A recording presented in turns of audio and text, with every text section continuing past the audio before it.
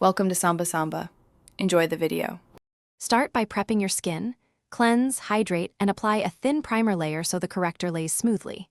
You choose the shade to neutralize darkness. Peach or orange cancels deep blue-green undertones on brown skin. Salmon works for medium brown. Use a small synthetic brush or warm the product with your fingertip. Apply a very thin layer directly onto the dark area, tapping rather than dragging.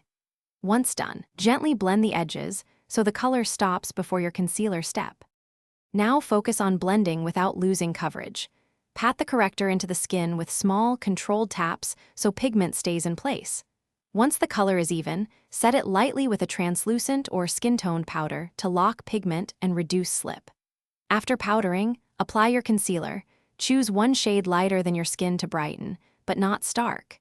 Use a damp sponge to press the concealer over the corrector. This builds seamless coverage and avoids thinning the corrector underneath.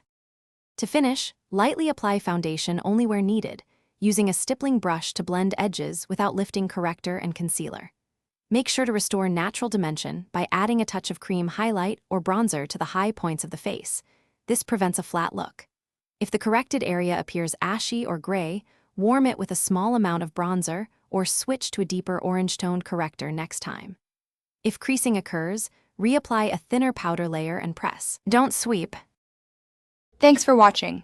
Consider subscribing if we helped you.